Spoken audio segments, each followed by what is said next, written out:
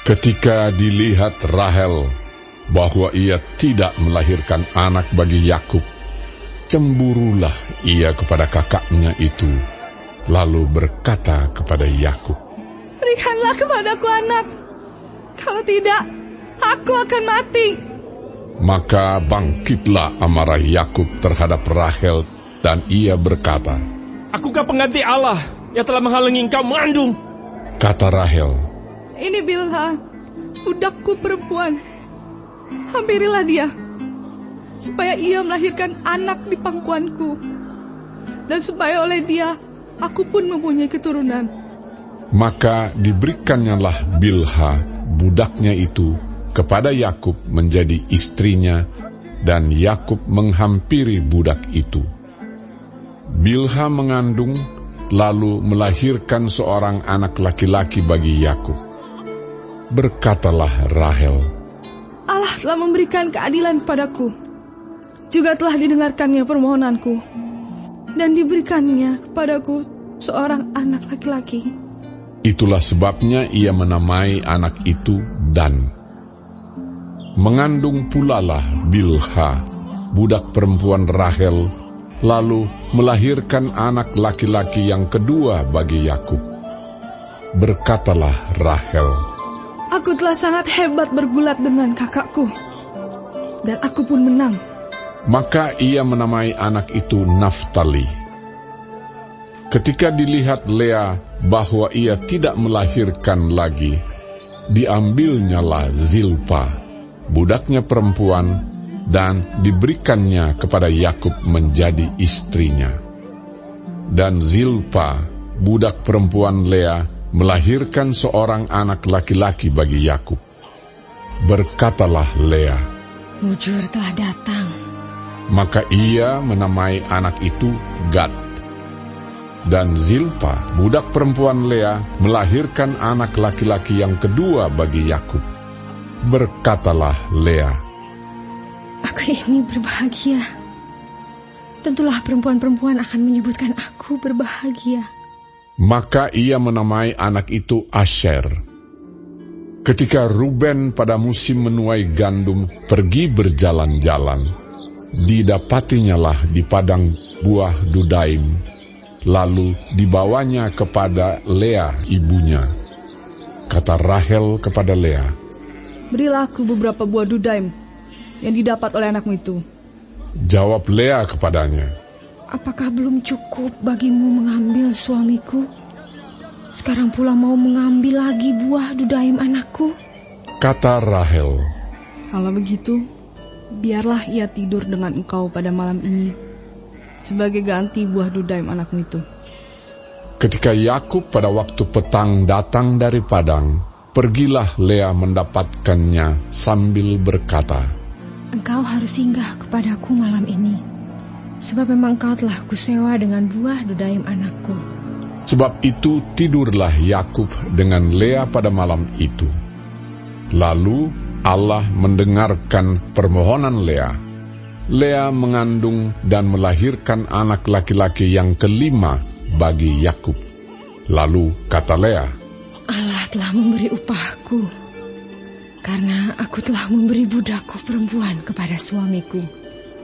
Maka ia menamai anak itu Isakar. Kemudian Lea mengandung pula dan melahirkan anak laki-laki yang keenam bagi Yakub. Berkatalah Lea, "Allah telah memberikan hadiah yang indah kepadaku. Sekali ini, suamiku akan tinggal bersama-sama dengan aku, karena aku telah melahirkan 6 orang anak laki-laki baginya." Maka ia menamai anak itu Zebulon. Sesudah itu ia melahirkan seorang anak perempuan dan menamai anak itu Dina. Lalu ingatlah Allah akan Rahel. Allah mendengarkan permohonannya serta membuka kandungannya. Maka mengandunglah Rahel dan melahirkan seorang anak laki-laki. Berkatalah ia, "Allah telah menghapuskan aibku." Maka ia menamai anak itu Yusuf, sambil berkata, Mudah-mudahan Tuhan menambah seorang anak laki-laki lagi bagiku. Setelah Rahel melahirkan Yusuf, berkatalah Yakub kepada Laban, Izinkanlah aku pergi, supaya aku pulang ke tempat kelahiranku dan ke negeriku. Berikanlah istri-istriku dan anak-anakku yang menjadi upahku selama aku bekerja padamu, supaya aku pulang, sebab engkau tahu betapa keras aku bekerja padamu.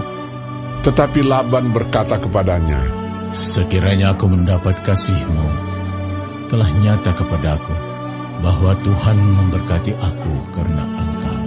lagi katanya, Tentukanlah upah-Mu yang harus kubayar, maka aku akan memberikannya. sahut Yakub kepadanya, Engkau sendiri tahu bagaimana aku bekerja padamu dan bagaimana keadaan ternakmu dalam penjagaanku. Sebab harta milikmu tidak begitu banyak sebelum aku datang, tetapi sekarang telah berkembang dengan sangat, dan Tuhan telah memberkati engkau sejak aku berada di sini. Jadi, bilakah dapat aku bekerja untuk rumah tanggaku sendiri? kata Laban. Apakah yang harus kuberikan kepadamu? Jawab Yakub, Tidak usah kau berikan apa-apa kepadaku. Aku mau lagi mengembalakan kambing dombamu dan menjaganya, asal engkau mengizinkan hal ini kepadaku. Hari ini aku akan lewat dari tengah-tengah segala kambing dombamu dan akan mengasingkan dari situ setiap binatang yang berbintik-bintik dan berbelang-belang, segala domba yang hitam dan segala kambing yang berbelang-belang dan berbintik-bintik. Itulah upahku.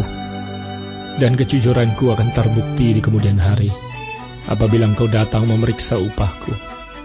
Segala yang tidak berbintik-bintik atau berbelang-belang di antara kambing-kambing, dan yang tidak hitam di antara domba-domba, anggaplah itu tercuri olehku. Kemudian kata Laban, Baik, jadilah seperti perkataanmu itu. lalu diasingkannyalah pada hari itu kambing-kambing jantan yang bercoreng-coreng dan berbelang-belang, dan segala kambing yang berbintik-bintik dan berbelang-belang, segala yang ada warna putih pada badannya, serta segala yang hitam di antara domba-domba, dan diserahkannyalah semuanya itu kepada anak-anaknya untuk dijaga. Kemudian Laban menentukan jarak 3 hari perjalanan jauhnya antara dia dan Yakub. Maka tetaplah Yakub menggembalakan kambing domba yang tinggal itu. Lalu Yakub mengambil dahan hijau dari pohon hawar, pohon badam, dan pohon berangan. Dikupasnyalah dahan-dahan itu sehingga berbelang-belang sampai yang putihnya kelihatan.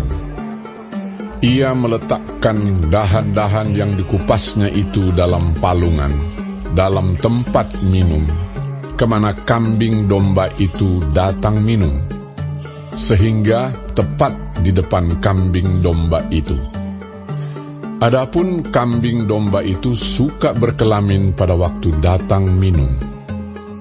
Jika kambing domba itu berkelamin dekat dahan-dahan itu, maka anaknya bercoreng-coreng, berbintik-bintik dan berbelang-belang.